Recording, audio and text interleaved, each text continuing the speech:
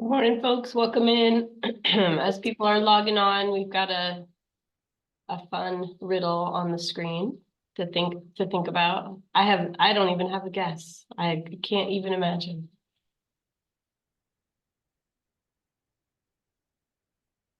Any guesses out there? An ice sculpture. Oh, that's a good one. That's a good guess.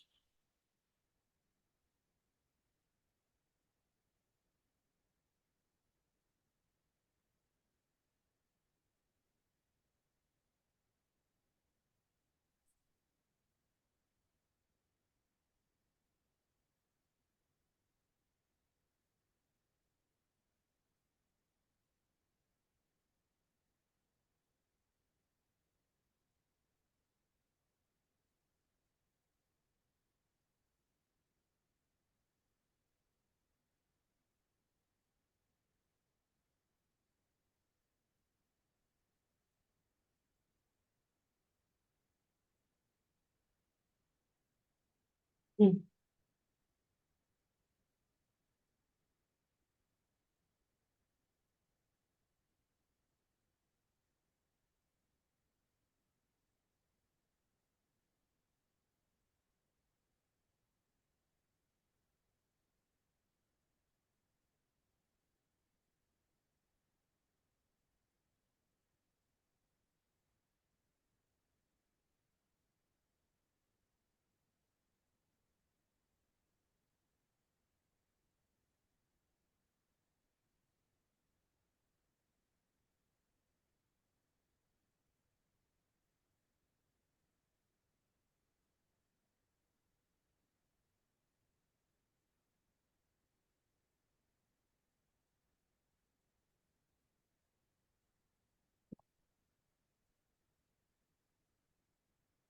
Morning, folks. Welcome in.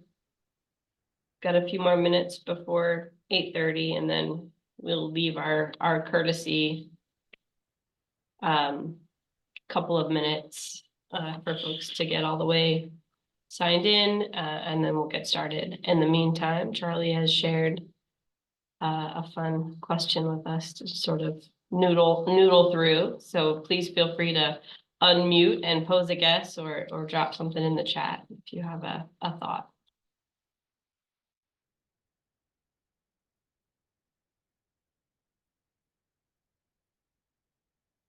Ooh, a candle. That's a good guess.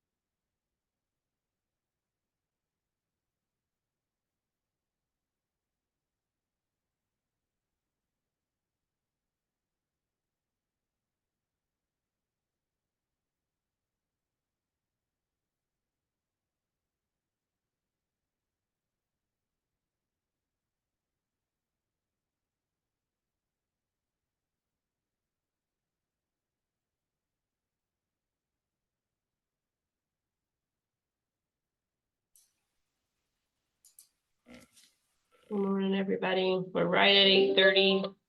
We'll give folks a few more minutes to get signed in. It's like we're starting to see folks join.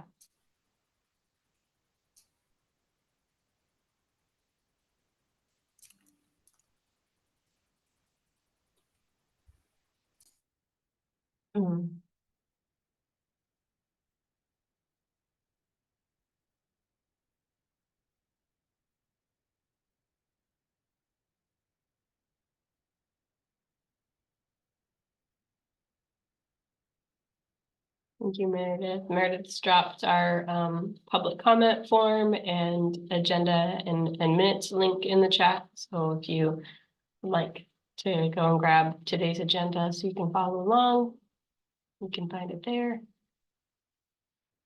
We'll talk a little bit more about our public comment in a moment.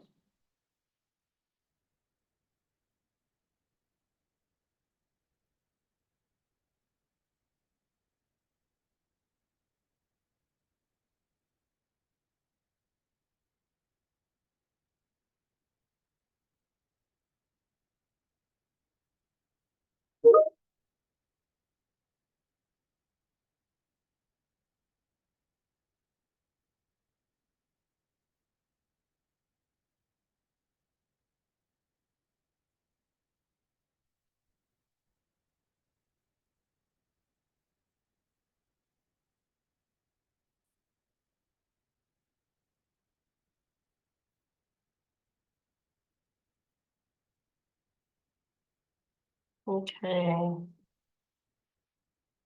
See folks who are coming in.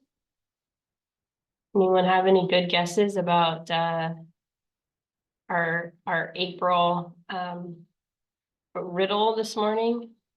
So far, we've had ice sculpture and candle, which are both really good guesses.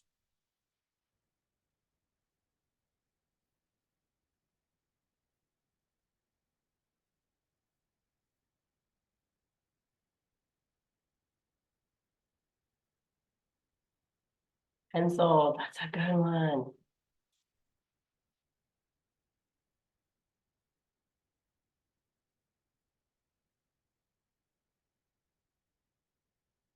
Candle, yeah, that makes sense.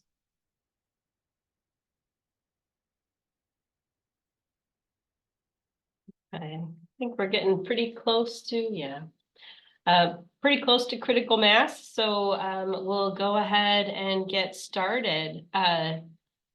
So our guesses for the riddle were ice sculpture, candle, pencil, and Olive Garden breadstick. That's a good one. I like that, Abel. Charlie, do we have an answer? Is there an actual answer? It was definitely the breadstick. No, I was thinking of candle, but those are all really good answers. I gotta think of a harder one next. Yeah, they're all accurate. That could be, all of them could have been the answer. Okay, well, welcome in. We'll go ahead and get started. So thank you for joining us for the April HSSN meeting. Happy spring. Hard to believe we're already into the last quarter of the fiscal year. Wild how that happened. Today we've got a pretty packed agenda, and we're going to talk about a few changes that are coming to this meeting.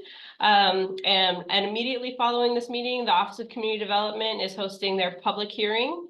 So please stay tuned for that if you're able. So I'm Catherine. Welcome in. If you could please just drop your name and or pronouns and organization in the chat so folks know who all is in the room. That would be wonderful. And we're going to start off with talking just about a couple of changes that are coming to this meeting. So as many of you may know, this Housing and Supportive Services Network has served as our kind of primary continuum of care gathering for quite some time.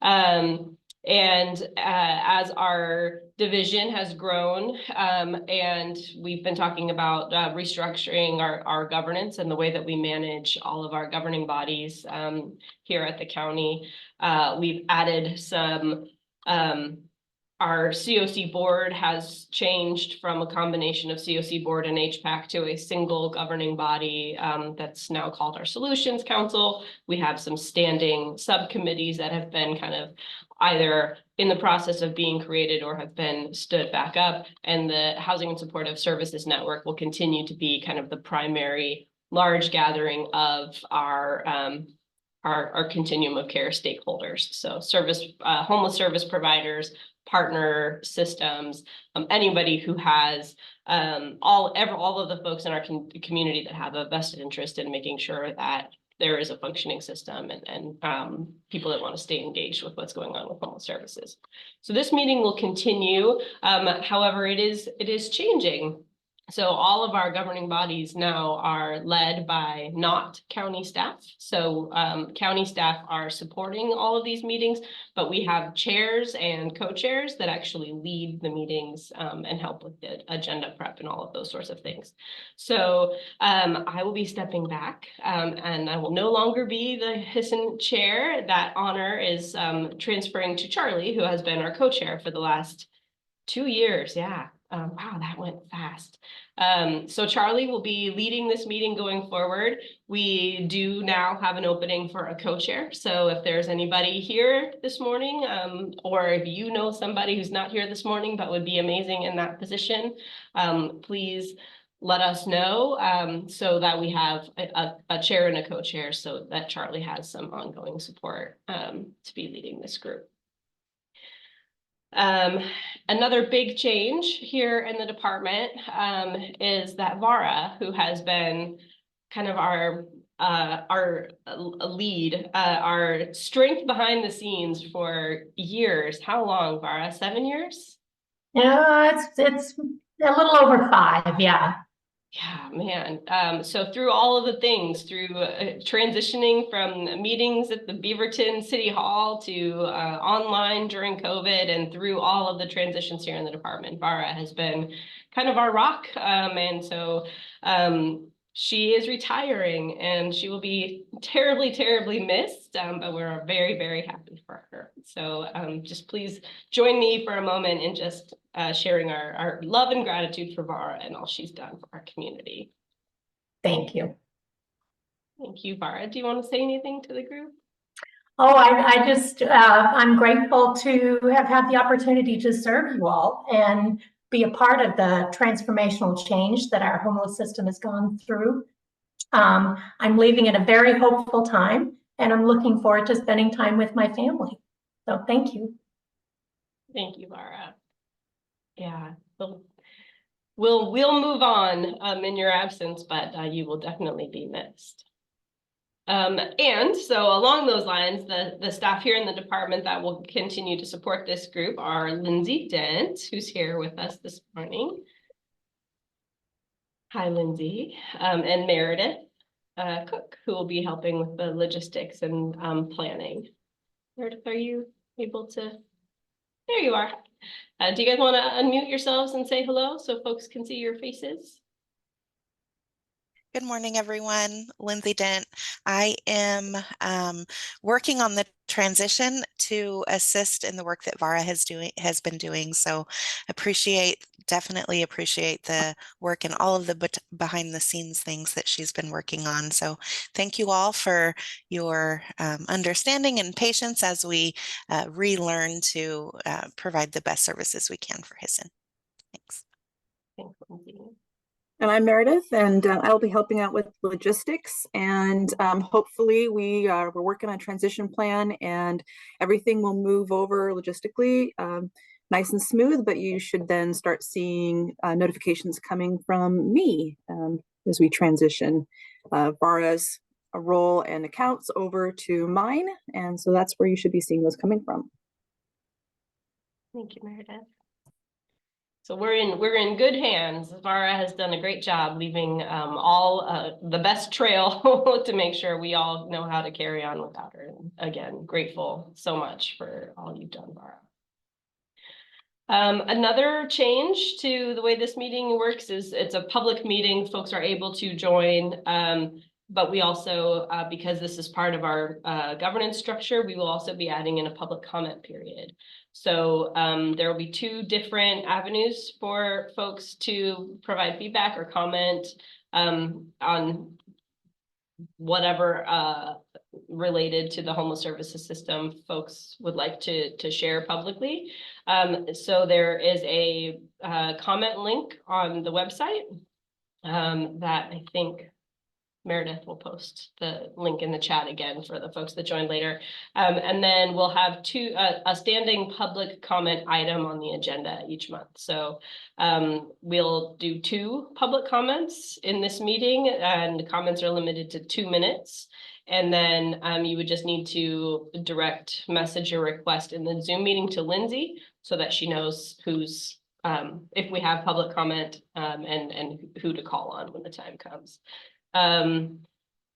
So when you send that message, just make sure you're including a quick topic, like a description of what you want to talk about and the organization that you represent. And then the first 2 requests will be given the floor for 2 minutes each. Did I miss anything important in that description?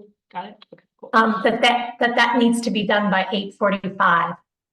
Oh yeah, so 4 more minutes. If you want to do public comment, make sure you message Lindsay in the next 4 minutes. Okay. And with that, I think those were all of the important kind of big changes that are coming to this group. And we're ready to get into our agenda. Is there anything else, team, that we wanted to make sure we highlighted for the group?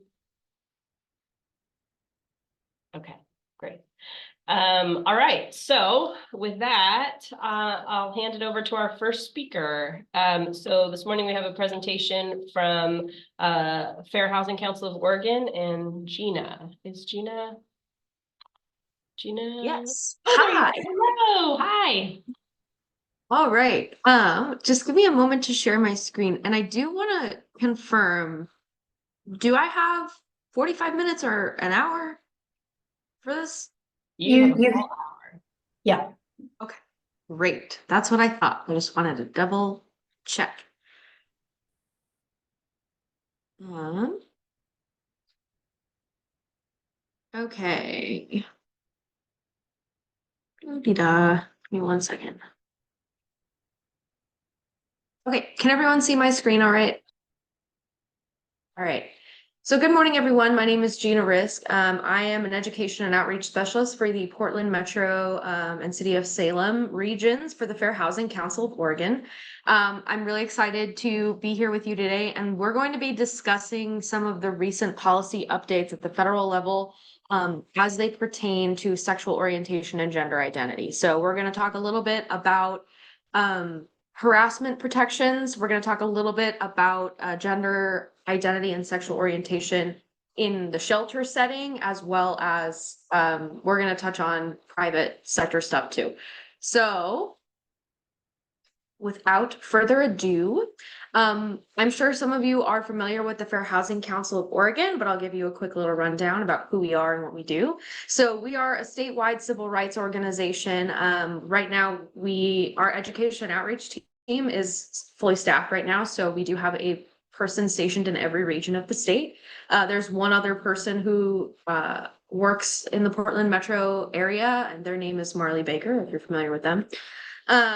Our mission is to proactively promote housing justice, equity, and inclusion, and we do this through two main avenues. I am part of the education and outreach branch, so I work more on the proactive side of things.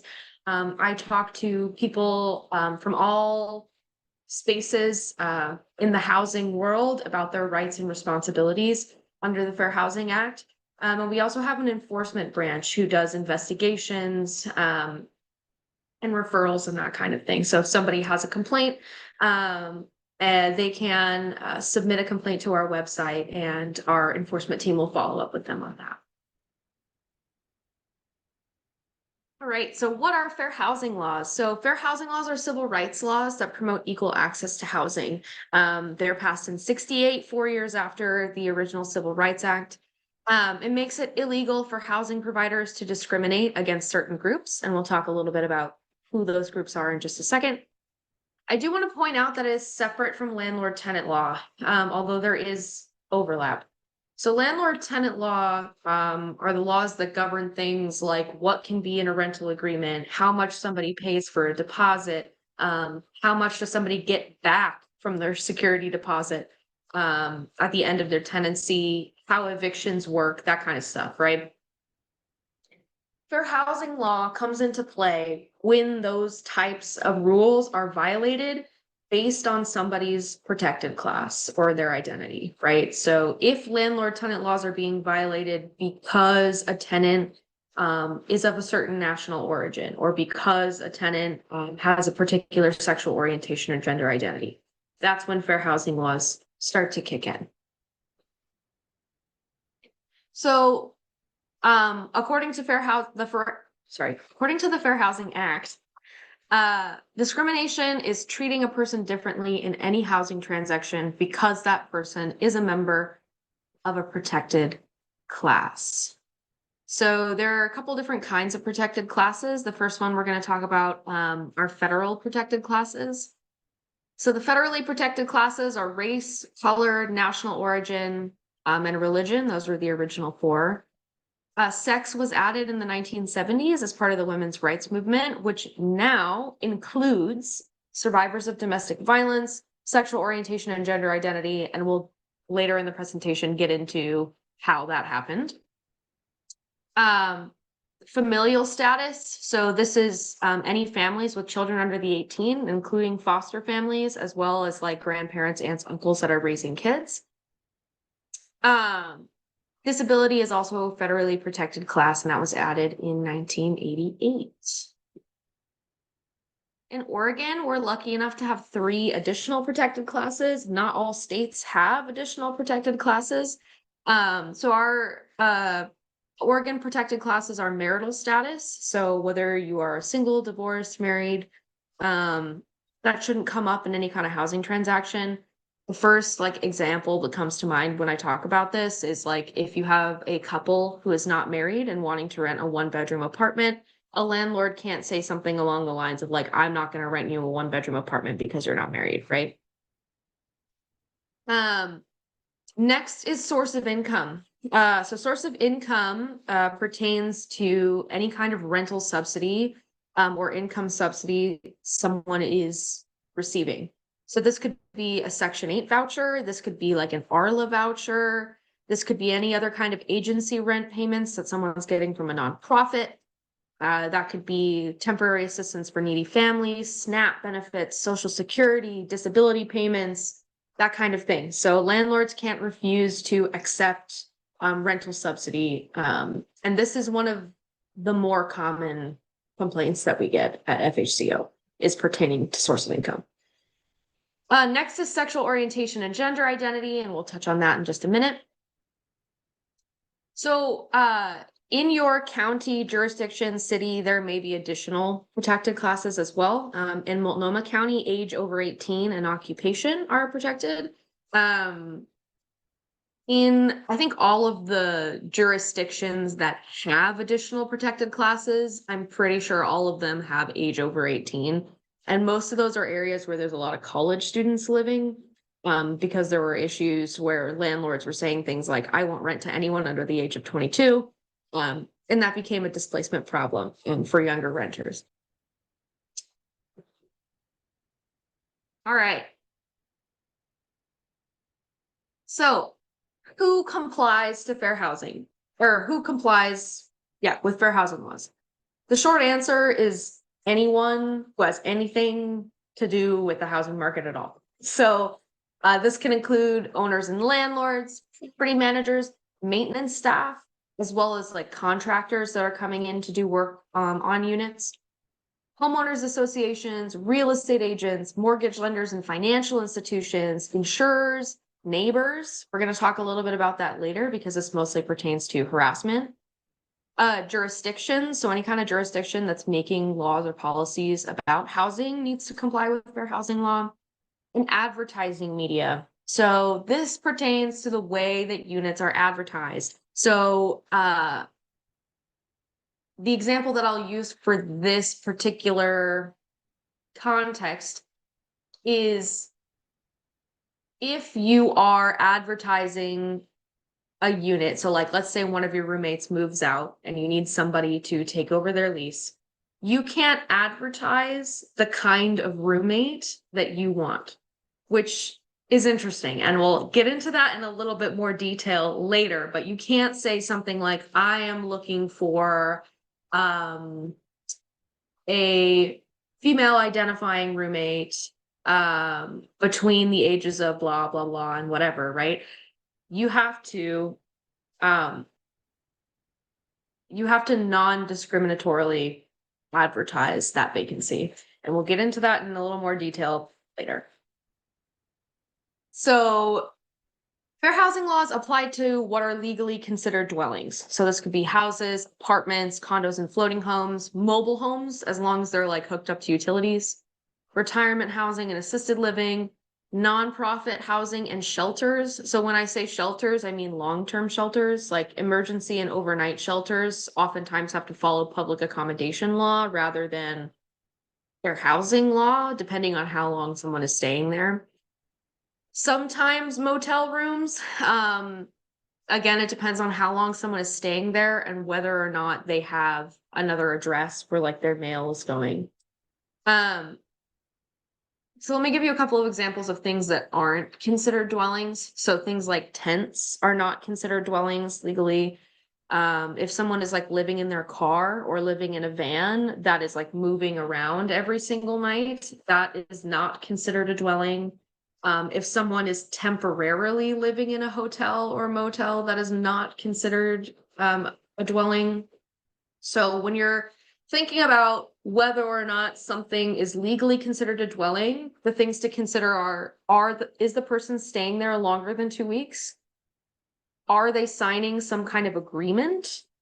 Right? So that could be like in the shelter setting, it could be an agreement to do chores, it could be, a lease agreement. And do they have another address? So if the person has another address where like their mail is going, but they're staying in a secondary location, it's likely not going to be legally considered a dwelling. Okay. So, the big overarching theme about whether or not someone is following fair housing laws is that housing providers need to be consistent in how they're applying policies, rules, and procedures in all stages of the rental or housing process. So this has to do with like how people are picking applications, and while someone is a tenant in their unit, are the rules being applied equally to everybody? If there are exceptions being made to certain groups of people or not being made to certain groups of people, then that's going to be a red flag in the fair housing world. Okay, now that I got that out of the way, let's talk a little bit more about fair housing and LGBTQ rights. So a little history before we get started. Hold on 1 second. So a little history before we get started. So in 1957, Oregon passed their first fair housing law. This was an interesting one because we were actually the first state in the country to pass a fair housing law, but it only pertained to publicly funded housing. So private landlords weren't beholden to fair housing at this point. And LGBTQIA plus individuals were not protected by this law. In 1968, the Federal Fair Housing Act was passed. LGBTQIA plus individuals were also not protected under the Fair Housing Act. The original 4 protected classes were race, color, religion, and national origin. So in the 1970s, there was a developing gay rights movement that fought housing discrimination.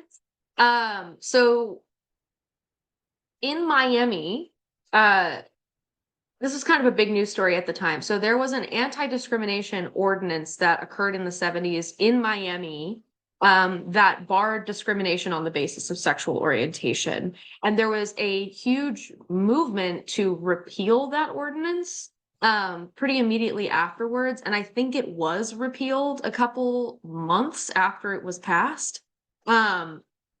So we start to see a little bit of push forward, but things like that were shot down pretty quickly.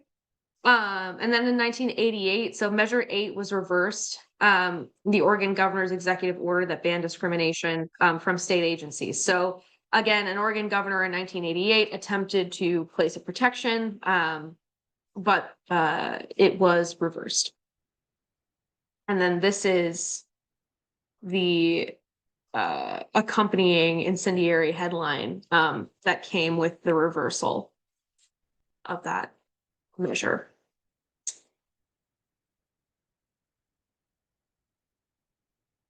So in 2008, Oregon passed the Equality Act. So in the state of Oregon, sexual orientation and gender identity are a bona fide protection.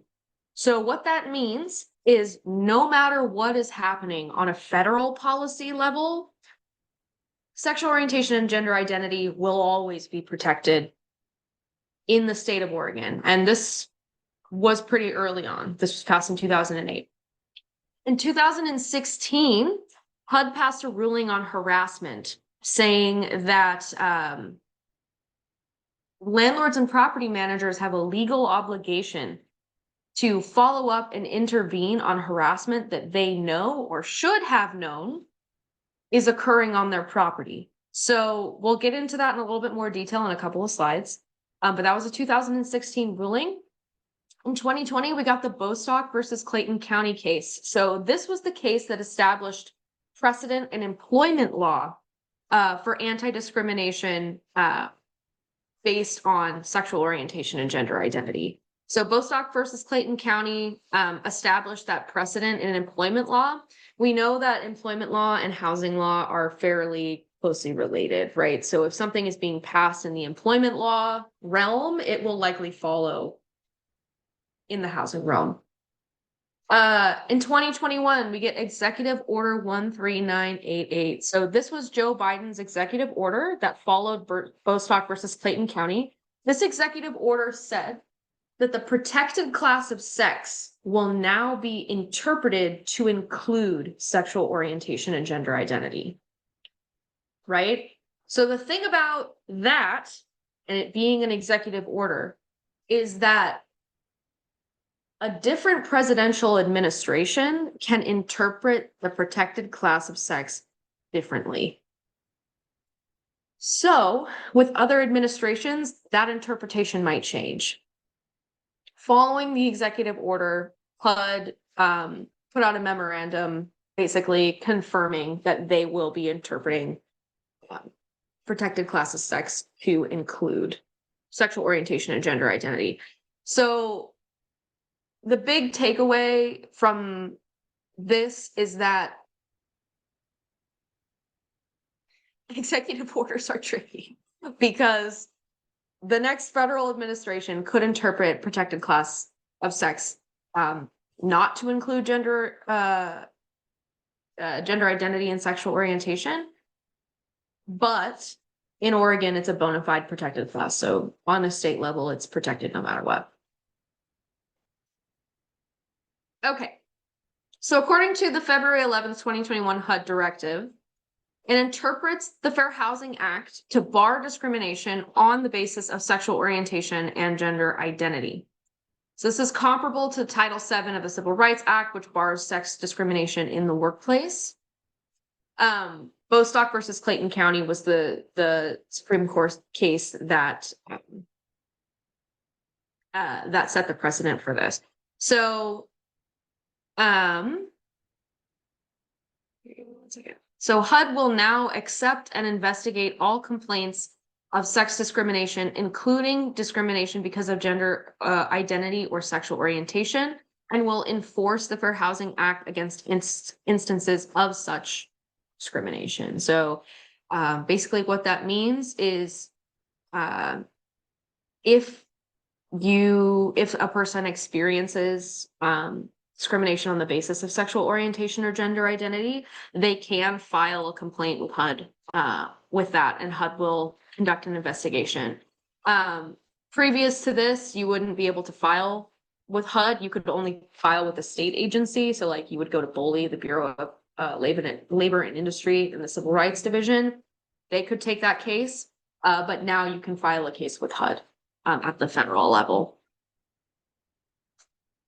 So other state entities that might be enforcement agencies could include state and local jurisdictions that are funded by HUD that enforce the Fair Housing Act through their HUD certified substantially equivalent laws. So this could be something like the Fair Housing Council of Oregon, right?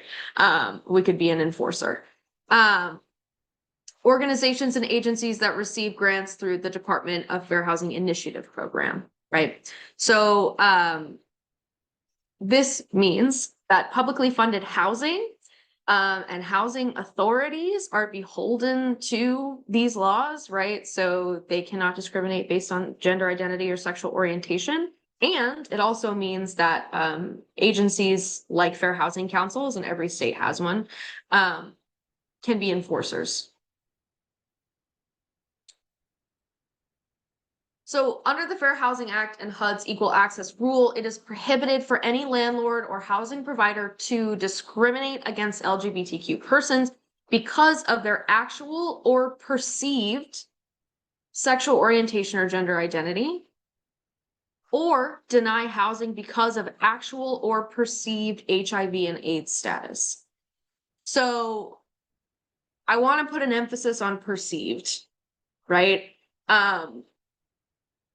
Even if somebody is not a member of the LGBTQ community, and a landlord is discriminating against them on the assumption that they are, that would be considered not legal under this interpretation, the Fair Housing Act. So in addition, HUD-funded homeless providers must place clients in a shelter or facility that corresponds to the gender with which the person identifies. And we'll talk a little bit more about this later, about self-identification versus like legal documentation. So we'll get to that in just a second.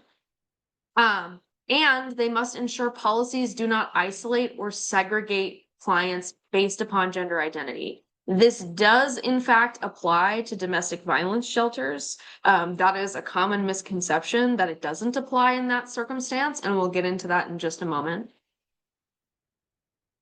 So what might discrimination on the basis of sexual orientation or gender identity look like? So any kind of refusal to rent, lease, or finance because of someone's sexual orientation or gender identity, right? Any kind of flat out refusal, no statements, right? So I don't serve people of that lifestyle is a quote that you might hear. There's not a lot of people like you here is another one that we hear sometimes. So any kind of refusal to rent, false or inconsistent information. So this would be, for example, if somebody over the phone calls a landlord about a vacancy and they say, I would love to come and look at your property. And over the phone, the landlord is very excited about them coming to look at the property. But then when they show up with their same-sex partner, for example, then all of a sudden that unit is not available anymore, right? Or somebody else just applied and the unit has been rented, right? When that's not actually the case, that would be false and inconsistent information. Inconsistent policies, rules, and procedures. So if when somebody is living in a unit, there are certain rules that apply to other people and not them, or vice versa, this could be an issue. So we see this sometimes. I'm trying to think of a good example of this. So the example that I sometimes give, it has to do with like source of income. So sometimes what we'll hear about is if somebody is using a rental voucher, then that person is held to like higher maintenance standards than other people. Like a landlord might come in and inspect their apartment every single month, whereas other people on the property are only getting inspected once a year, right? That would be an example of inconsistent policy, rule, and procedure. So if you see, for example, there is a client who is part of the LGBTQ community who is getting petty notices, right? For things that other people on the property aren't getting notices for, that's a red flag. Discriminatory statements. So this is the use of any kind of slur, any kind of, bigoted language that a landlord or neighbor might use against somebody. Invasive and unnecessary questions. So this could be questions about somebody's gender identity. This could be questions about like sex reassignment surgery, hormone therapy, invasive questions about somebody's sex life. These are all not appropriate and are red flags under fair housing. Discriminatory advertising. So I touched on this a little bit earlier. So talking about how units are being advertised. Sometimes we'll see like in shelters that they're looking for somebody who follows a certain lifestyle. They're looking for somebody who adheres to the traditional family or something along those lines, or traditional values. That could be considered discriminatory advertising. Steering. So steering is a practice where real estate agents, mortgage lenders, or property managers and landlords will encourage certain groups of people toward or away from certain areas based on their protected class. So the example that I give most of the time is about families with children. So let's say, for example, somebody with a large family is looking at a rental property, and a landlord might say to them, you know, there aren't a lot of other kids who live in this area, or we don't have a playground here, you might be more comfortable renting from XYZ apartments. Right? That would be considered steering. In the context of LGBTQ, that protected class, then it could look like there's not a lot of people who are like you here. You might be comfortable renting somewhere else, right? That kind of thing. Housing staff refuses to use the tenant's self-identified pronouns or names. So this has to do with like if the landlord knows their pronouns, knows their chosen name, and is like choosing to dead name them over and over again, or purposefully not using their preferred pronouns. Another is tenant on tenant harassment. So we'll get into this in a little bit more detail in just a second. But landlords do have a legal obligation to intervene and follow up and stop harassment from occurring when it is occurring between two neighbors living on the same.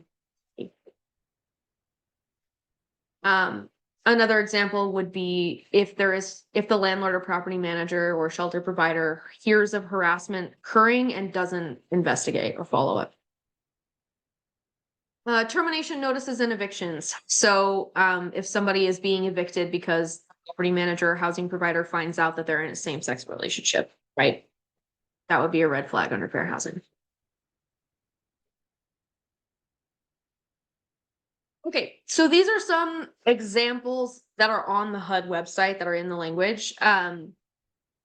So for example, a housing provider refuses to rent a house to a same-sex couple because of their quote family composition, which is comprised of two individuals of the same sex rather than two individuals of the opposite sex.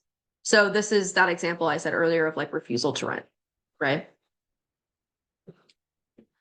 A building manager refuses to authorize repairs to a tenant's unit after observing the tenant's teenage daughter holding hands with her girlfriend. The manager explained that he does not agree with the teenager's quote homosexual lifestyle and that the tenant will need to make the repairs himself. So this is another example of like discriminatory statements, as well as inconsistent policies and rules and procedures, right? Where they would be fixing the repairs for anyone else on the property, but for this particular person, they're not authorizing that. A tenant is evicted after the housing provider discovers that the tenant has dated persons of the same sex and identifies as bisexual. It's another pretty obvious one there. A maintenance worker employed by a housing provider subjects a female tenant to pervasive harassment because she is a lesbian. Additional discrimination occurs when the tenant reports the harassment to the housing provider who fails to take any action to stop the harassment. So this is where we get into harassment law. So, oh, wait, I guess that's a little later. I lied. Go back. So, like I said earlier,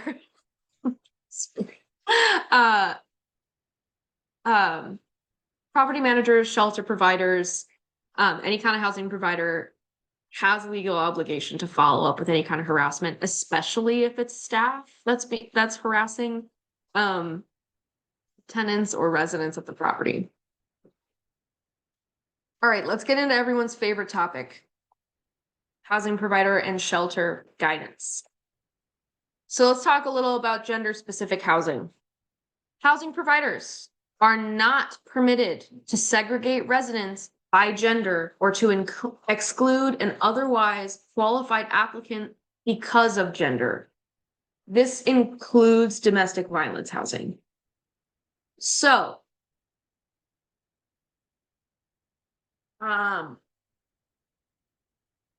male children of residents, as well as male parents with children in domestic violence shelters must be accommodated. The little asterisk there, it says it must show a burden of strong privacy, health, or safety reason if they are not going to accommodate them. So an example of this might be, there might be a strong privacy or safety reason if the shelter only has one bathroom with showers in it, right? or does not have a bathroom with a locking door, or does not have multiple restrooms that someone might use, right? That could be considered a privacy, health, or safety reason for people of different genders to not be accommodated in the same space. However, if they have multiple rooms or single-use restrooms, or the restroom has a lock on the door, is able to be locked, that's going to be a less compelling reason to segregate based on gender. So they cannot house only women or only women and children. Parents with children must include male parents and male children. All right. Any questions about that? Because I know that's something that folks usually have questions.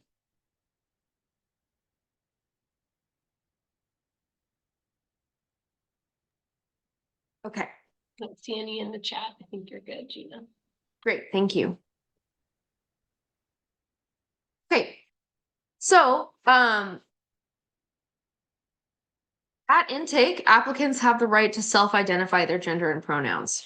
So using someone's preferred pronouns and referring to them as their self-identified gender is really important, especially in shelter settings.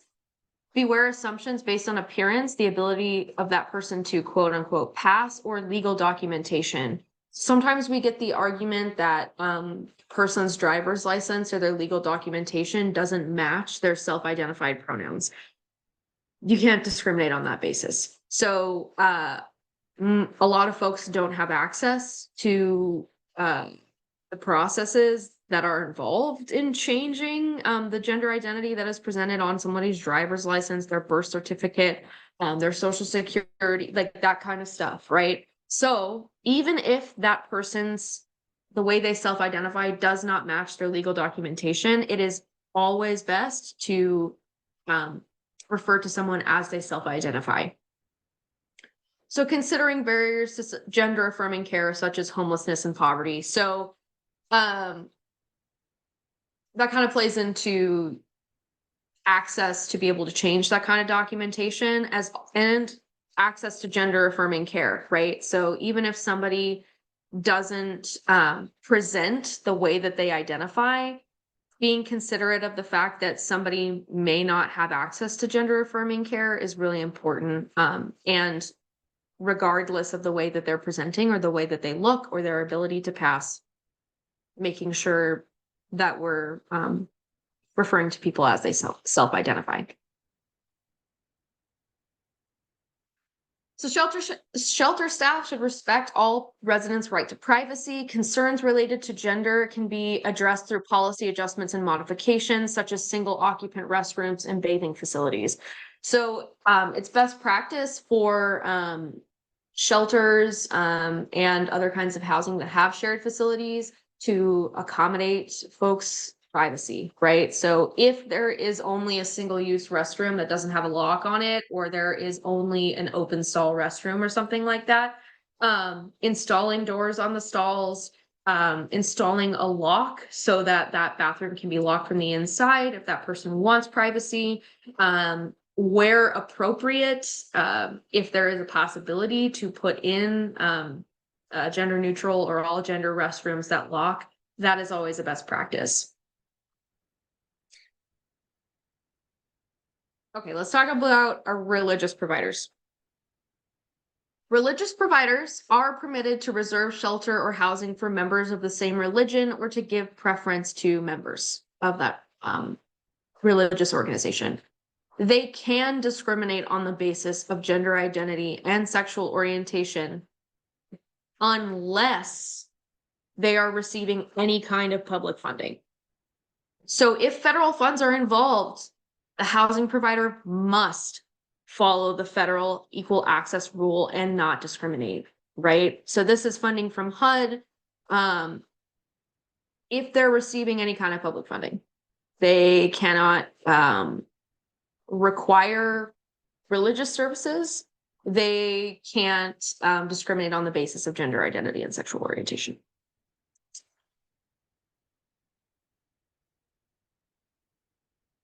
All right, let's talk about harassment. So according to the 2016 HUD ruling on harassment, like I said earlier, housing providers have an obligation to intervene, follow up, and stop harassment from occurring. Corrective action may include verbal and written warnings, enforcing lease provisions to move, evict, or otherwise sanction tenants who harass or permit their guests to harass. So something to keep in mind with harassment is that when a housing provider is investigating and following up, whatever corrective action is taken needs to be directed at the person doing the harassing, not the person being harassed, right? So if, for example, the solution is that one of the parties is going to be moved to a different part of the property, so they don't need to interact, the person who is being moved should be the person doing the harassing, not the person being harassed. That makes sense.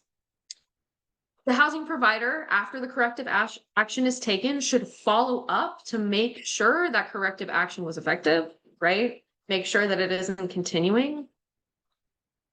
And liability arises when the person or entity knew or should have known that a resident was harassing another resident and yet did not take prompt action to correct and end it. So the should have known sometimes comes up, what has some questions that come up. So like if, for example, there are two residents that get into a confrontation in the parking lot right in front of the window of the leasing office, right? And then you know that harassment is occurring. And then when that housing provider is questioned, like, why didn't you intervene? Then they say, well, I didn't know. Nobody told me. Well, the altercation took place right in front of your office, right? Like you should have.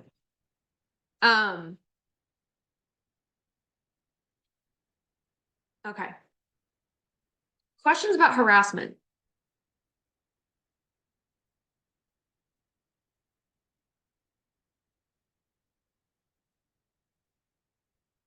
All right. Nothing in the chat. I think you're good. So, thank you.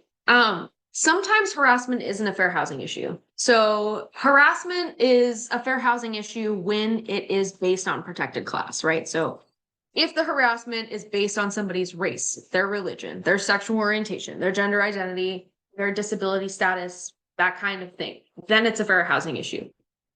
Sometimes harassment isn't a fair housing issue, right? Sometimes harassment is not based on protected class. Like, for example, if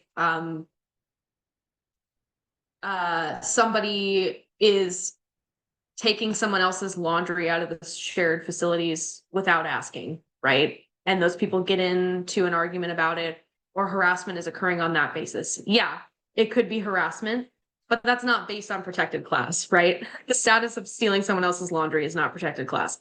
So if the harassment is not a fair housing issue, what is the role of the housing provider? You could ignore the dispute, right? You could seek mediation. In Multnomah County, and I think Washington County as well, there are a couple of agencies that provide tenant-to-tenant or landlord-to-tenant mediation. And I can drop those resources in an email for this meeting if you would like me to.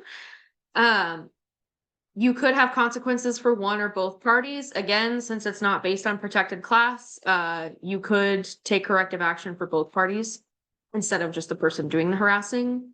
You could do a combination of all of these things, right? But there isn't like a legal obligation for you to follow up or intervene. If the harassment is a fair housing issue, so if it is protected on or based on protected class, landlords should take prompt corrective action. This could be a warning, this could be a notice, this could be moving somebody to a different unit in a different area of the complex. It is really important for that housing provider to keep a paper trail, right? So any kind of like notes that are being left, damage being done to the property, if there are conversations that can be recorded, that kind of stuff.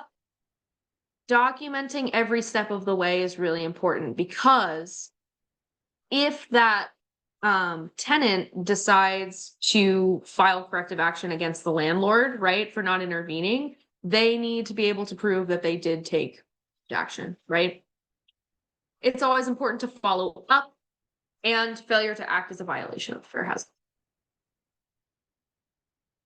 So in terms of preventing harassment, it is advisable for housing providers to have a resident-on-resident no tolerance harassment policy and to put that in their rental packet and review it with residents at move-in. It's suggestible for housing providers to use tools like newsletters, brochures, flyers, etc., to educate residents about harassment policies and how to report if they're being harassed. Okay. So if somebody does make a complaint, how does that work? Most commonly, FHCO is the first point of contact for folks. We receive about 2,000 contacts a year and are able to resolve 70% of fair housing issues through advocacy alone. So that could be writing a demand letter, that could be education on the part of the housing provider. What we mean by advocacy is like not through litigation. We speak English and Spanish, and for all other languages, we use a language bake through IRCO. We don't have any kind of income requirements, so anyone of any income level can use our services, and we can help to file a complaint with HUD or through the Oregon Civil Rights Division.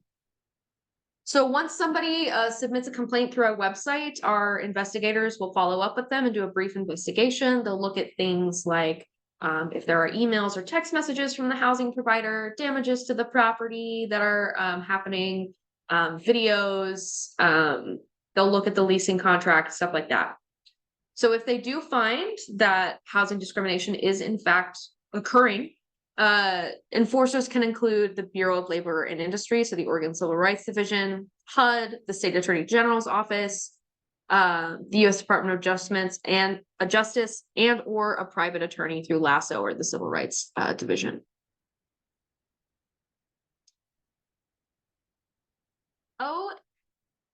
Hey, before I give you your evaluation, are there any questions?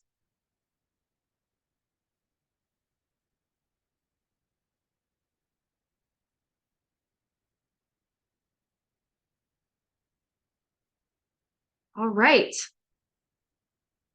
Well, if there are questions later on, I can drop my email in the chat. Please feel free to shoot me an email with any questions you might have, and I will do my best to answer those. We do ask that folks fill out this evaluation. It is for our grant funders as well as like my supervisor to know that we're doing our jobs. And we do genuinely read these to get feedback about what you may have wanted to see in this presentation or what was helpful for you to hear in this presentation. So I have dropped that in the chat. It takes less than 2 minutes to complete, and it would be awesome if you would fill that out. And I think that's it for me. Thank you so much, Gina. That was so informative. Appreciate it very much. On just one last chance, any last questions or thoughts to share with Gina before we move on? Okay, seeing none. Thank you so much. Do take a moment to complete that survey. Thanks, Gina. And just as a reminder, we bring this fair housing training to this group every year. It's such important information for us all to be aware of as we're helping our folks navigate the world of housing. Okay. Our next item is public comment. So do we have any public comment, Lindsay? Nope, I had informed Charlie that nobody has requested for this meeting. But again, there's the form option too, if anybody is still interested or maybe just didn't request in time. Great, thanks, Lindsay. Okay, so moving on to our general business. We have a presentation. Megan is here this morning to share the system performance measures with you all. So as a reminder, the system performance measures are a required report that we provide to HUD each year that looks at our system performance overall across all of our program areas and types. It is a large and sometimes unwieldy report, and so very grateful to Megan and the HMIS team for putting all this data together. And with that, I will hand it over to you, Megan. Yeah, thank you. I'm just gonna pull it up here. I think I'm gonna just use it the PDF version to scroll through if that's fine. And then Catherine, how long do I have just so I want to make sure I don't go over time? 15 minutes. Perfect. Okay. Just share my screen. Awesome. Is this okay for everyone? Sorry, I know it's not a pretty presentation mode, but hi everyone, my name is Megan Ellertson. I'm one of the HMIS specialists with the county. So I work in our HMIS, our Homeless Management Information System, and do work on the data team. And so I'm here to just share our 2023 SPMs and kind of walk through what we did, what we submitted to HUD this year for the 2023 fiscal year. So what we'll kind of cover quickly is, what the system performance metrics or measures or the SPMs are, what we're kind of looking for, and then how we did. I'm happy to answer any questions. They're a bit of a complex measurements, I guess. So sometimes it's a little bit confusing as to what they mean or what's the data behind them. I'm happy to answer any questions about how we got to the number we got, and anything like that. So the SPM or the system performance measures is a HERTH Act requirement. So really what it's looking for is for us to report to HUD on our system-wide outcomes. How is our system working together and the outcomes that it's providing for the participants in our system. So it is kind of a unique report that is required by HUD compared to some of our other reports because it is looking at our system as a whole, not individual program outcomes and performance. It kind of takes into account multiple aspects of the system and all different types of programs that we have related to housing and homelessness. The data we collect on those. So the SPM is comprised of 7 metrics. We actually do not look at metric 6 for our COC. So we'll kind of go through the 6, but there are in total 7 and kind of talk through those. So in general, metric 1 is looking at length of time a person remains homeless in our system with a COC goal of less than 30 days, or we're looking to kind of reduce that. Metric 2 is to the extent in which a person who exit homelessness to permanent housing destination returns to homelessness in kind of a certain time frame after that. So this is kind of recidivism analysis. And we're looking for kind of a 5% or again, a reduction. Metric 3 is looking at the number of people experiencing homelessness. This is partially looking at our PIT count or a point in time count that happens in January. So that count is taken into account with metric 3 and a few other things. So that separate, I guess, part of this gets taken into account in our SPM. Sorry. Metric 4 is looking at employment and income growth for folks that homeless people who are in our COC funded projects. So it is looking to kind of it looks at earned income and total income and non-cash benefit to see how someone's wealth and or if earned income changes, that's a proxy for employment, how that changes over the time that they interact with our system. Really looking for folks and participants to have that income grow, show employment gain. That is kind of the goal there. And we can kind of dive into that if people have questions about how that's measured. Metric 5 is looking at the number of people who become homeless for the first time in our system. Again, the COC goal of 5% or a reduction. Okay, and then metric 6, like I mentioned, is not something that we assess in our COC. And so metric 7 is the last one we'll look at, and that is successful placements from street outreach and placements in or retention of permanent housing. Our COC goal is 20% or an increase in percentage of head of households exiting from street outreach to permanent housing, or and then also 80% or an increase in percentage of households exiting or retaining permanent housing from permanent housing. A little bit of a tongue twister there. Okay, so how did we do this year? Here I have a few visualizations. I'm hoping you can kind of see. there's a lot of info here. And we've lined up how we've done compared to prior years, so you can see how that looks. In regards to metric 1, so 2023 is sitting right here on the right side. So this is looking at average length of time homeless for persons entering shelter, safe havens, or transitional housing. And our COC goal is right down here on this little dotted line. So we're still a little bit above that goal, but we have seen a reduction in that average, which is great. Again, the second one to the right, this graph is looking, significantly higher in total amounts. This is because now it's including enrollments into permanent housing. So it's considering the average length of time for those also enrolling in permanent supportive housing projects. So there's a lot more folks, and we have had a ton of permanent supportive housing projects open up. So that increase, I think, can be really accounted for with the amount of new folks we're serving with permanent supportive housing and really the need. They're serving people who have had a long time experiencing homelessness.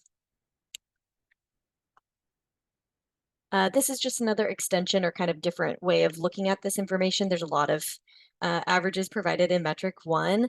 So you can see 2023 at the far right. And for the average length of time, folks are remaining homeless coming in from shelters, safe haven, or transitional housing, it's about 104 days. So this is looking at days. If you also include permanent housing enrollments, down here, you'll see that big increase, like I mentioned. And I just want to highlight too the total persons here. You can see we've really made some significant jumps in the last 5 years of how many people we are serving in our system, which is really shown in this and kind of impacting our averages for metric 1.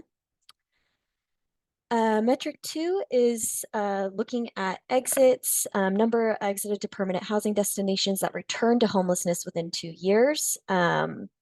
So you can see over here we have a lot of exits, and we're sitting around 80% that don't return within 2 years of that exit.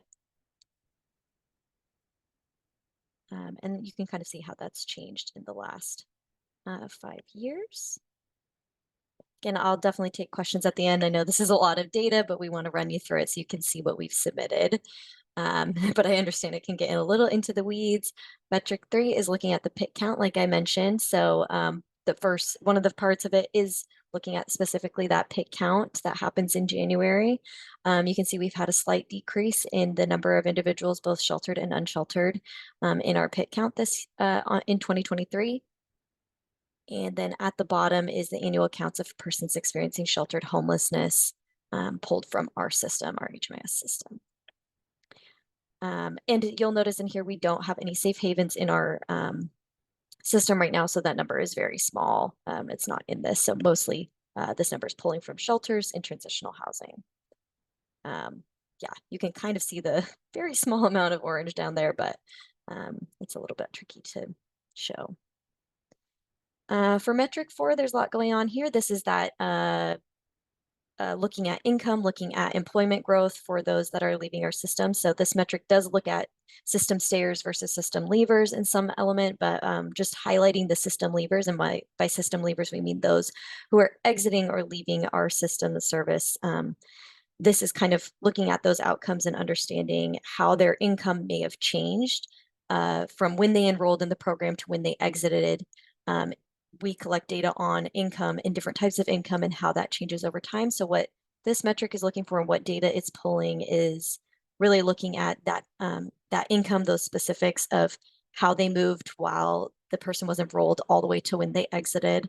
So if they increased their income during that time, that's what we're looking for as kind of part of this accounting. So you'll notice in here, we have earned income, non-employment cash income, and then total. So total is kind of looking at overall wealth, which encompasses both earned and non-employment cash income.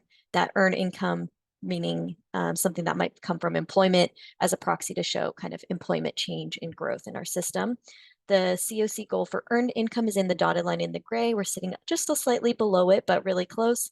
And then the yellow dotted line is the COC goal for total income, which is sitting up up here. I feel like we're sitting pretty consistently. We did have an increase in our overall incomes. I do think that data collection and data strength is a little bit more accurate. We've seen that kind of narrow in, some of that data quality really get more accurate. So I think we're starting to see really a better picture of what this looks like. This is pretty detailed data for folks to collect and know for our participants. And then metric 5, we have persons who become homeless for the first time. You can see 2021 is in the middle, 2022 and 2023. The blue is experiencing homelessness for the first time, and that over the last 3 years, we've decreased that percentage. And then the gray is those who have prior experiences with homelessness. Okay, then the last one I'm going to show you all is metric 7. So this is looking at placements from street outreach and successful placements from permanent supportive housing. The COC goal in both of these outcomes are we're sitting a little bit above that. We're doing really well. You can see the orange line is our goal. And our 2023 outcomes are sitting on the right-hand side of success rates. So these are, that's kind of what it's generalized as called, is a success rate of exits or retention to permanent housing from permanent housing, or successful exits to temporary, institutional, or permanent housing destinations from street outreach are the two kind of major goals or outcomes for metric 7. The only other note I would add to this is that our system is really expanding, and you can see that in this data. I think it really informs a lot of where our metrics are going and kind of the trends we're heading. As we are kind of developing into this new system, you'll see that historically our data has looked kind of different, and that is really reflective of how our system is changing. And now we're kind of in the space of collecting data and not really understanding what that looks like. So yeah, I know we do have a few additional questions for discussion at the end. I don't want to take too much time, so I will stop there and happy to answer questions that folks have or concerns, anything like that. Thank you, Megan.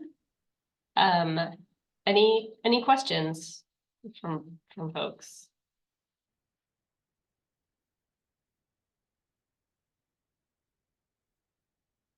Okay, I'll just share. It's been pretty wild to see, especially for those of us who've been working in this continuum for a long time, to be seeing numbers in the thousands of households moving from unsheltered homelessness into housing and literal homelessness into housing in our outcome measures, and to see that we're still maintaining those kind of retention levels at the kind of an 80-20 split is pretty industry standard. So just pretty encouraging to see how many more households are getting housed and also managing to retain it. It's fantastic. We'll continue to work on reducing those lengths of time homeless. That's a high priority for our system, is to be driving those numbers down, continuing to work towards making homelessness rare, brief, and a singular experience for folks. So just appreciate all of you and your efforts in helping to achieve those goals. Anybody have any questions for Megan before we move on?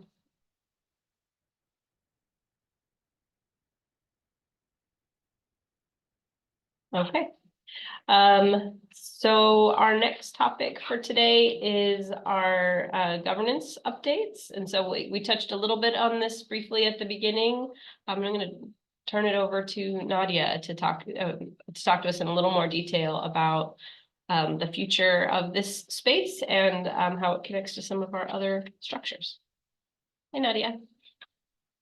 Hi, all. Yes, so we are currently, as Catherine mentioned earlier, we are going to be recruiting for a co-chair, and that co-chair will be sort of like the chair in training for a couple years until Charlie's term ends, and then the co-chair will become the chair and the whole process starts over.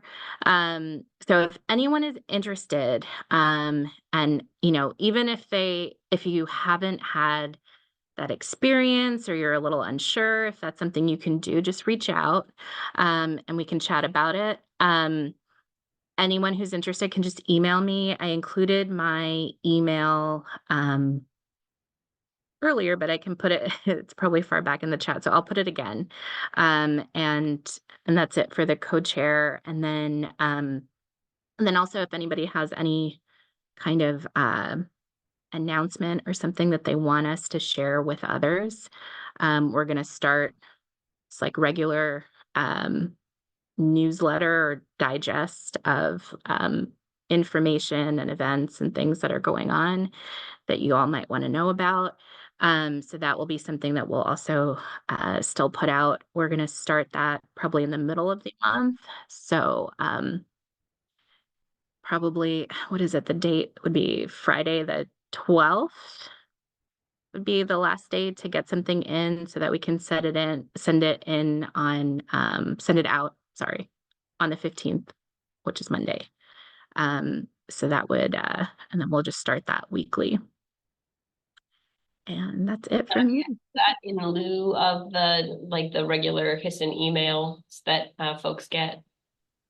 I see Vara nodding. So this is the result of Vara's survey that was sent out, and the feedback that we received that people would like to receive a digest of some sort with information, with events, with whatever is relevant to their work. And so so that's what we're trying to put together.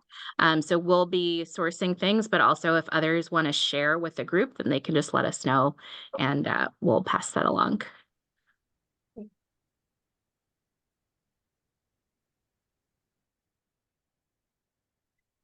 Okay, so again, if anyone is interested in even just exploring, maybe if you would like to become Charlie's co-chair, just please reach out to Nadia and she'll answer whatever questions you have.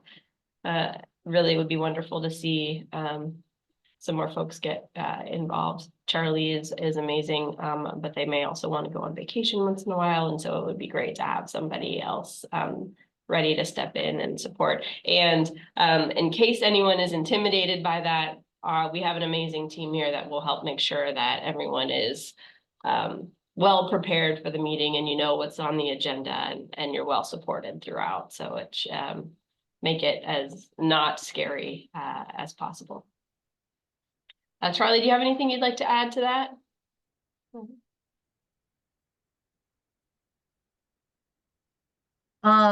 No, I think that, yeah, it'd be exciting to have a buddy to go through this.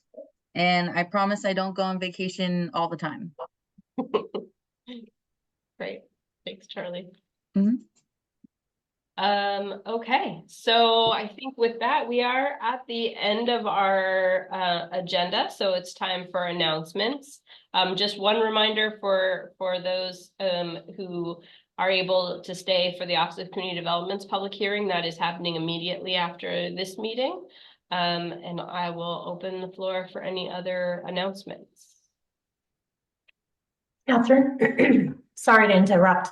Nadia, were you going to talk about the lived experience technical subcommittee? Did you have an update you wanted to share? Oh, you're on mute. Yes, we did not update this group on that. So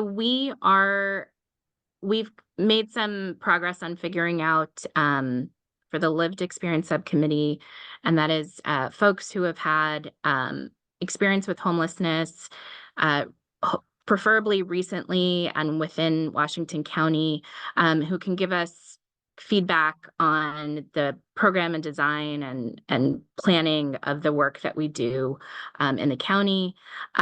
We are putting together a subcommittee of the Solutions Council that will have these folks meet about at least 4 times a year, so like once a quarter, possibly more frequently. We expect meetings will be somewhere between 1 and 3, less than 3 hours, but approximately like 1 hour. We are expecting to be able to compensate folks for this. So it should be about like $50 per meeting. And that can be in the form of, if they want it as a check, then there's tax forms attached to that have to be processed through finance.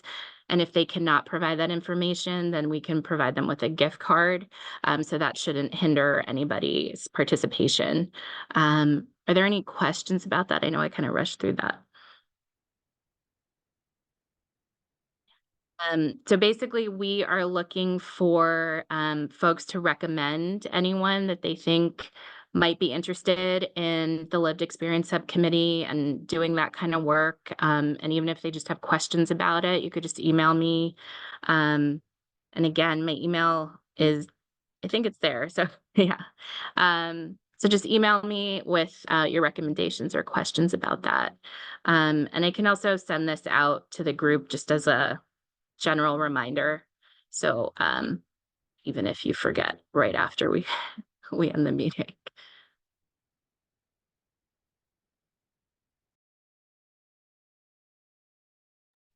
There's a question in the chat, Nadia, from Amber asking about a one-page flyer to share with folks.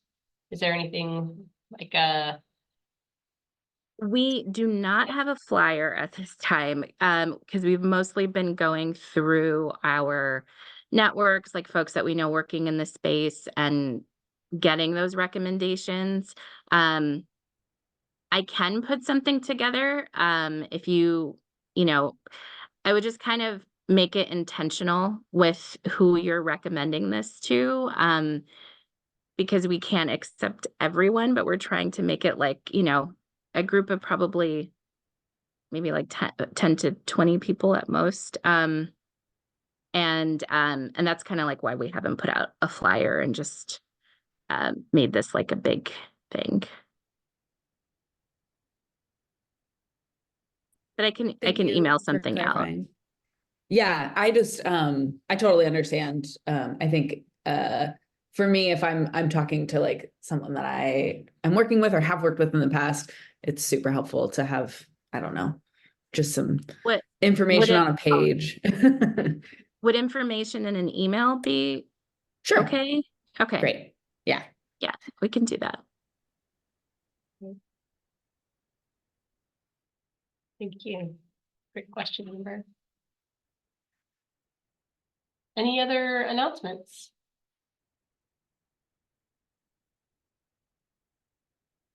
Lindsay, would you like to just update everyone on what the learning community is for this month?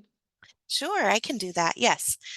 So as many folks know, possibly not everyone, every month Homeless Services hosts a community partner to do deeper dives into various topics for service providers. And that is always held the second Wednesday of each month. Information and flyers are sent through the HSSN listserv. So be on the lookout for that.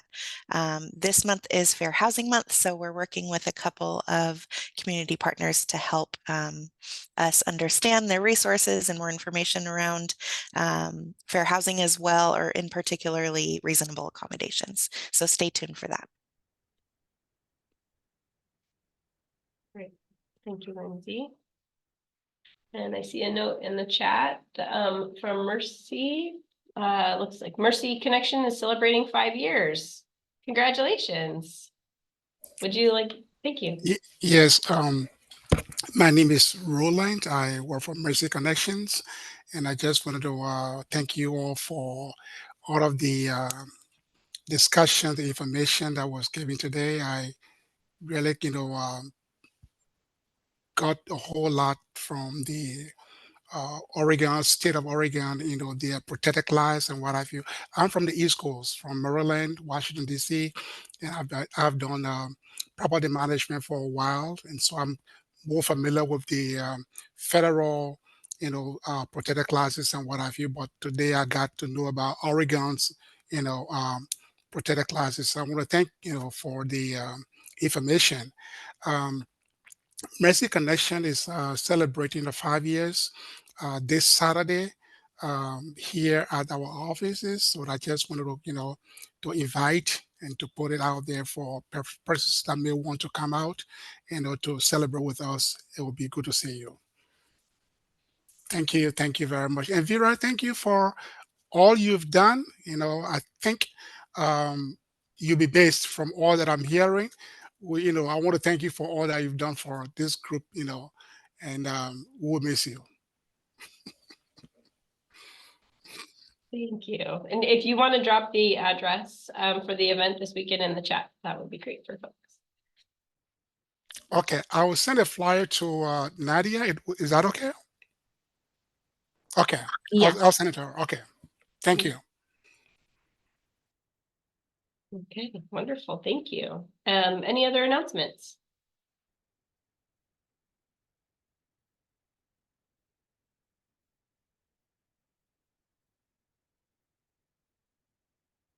Okay, I think we held our required allotment of awkward silence. So with that, we've reached the end of our agenda. And as a reminder, Office of Community Development is here and they are having their public hearing. Shannon, hi. Hi, good morning. Good morning, everyone. Yes, if you're able to stay on for the public hearing for our 2024 action plan, the plan is about how we use the federal resources within the county. So our county, and then also the cities of Beaverton and Hillsborough. So if you're able to stay, then please do, and we'll get started in just a minute. Thank you, Shannon.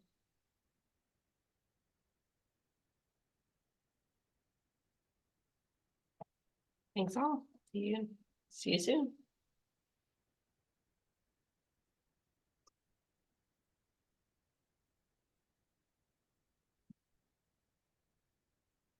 And Catherine and Vara, I just wanted to confirm, it looks like I can just share my screen. So I was just going to share our PowerPoint. Does that, in terms of logistics? Okay. Perfect. All yours. Great.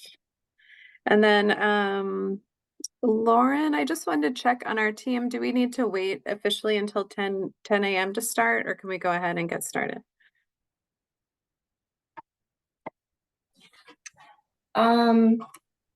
That's a good question. I mean, I think it's probably okay to get started, but I'll leave that up to you and Kathy, and not sure who else is here for Hillsborough, but yeah, I'll let you guys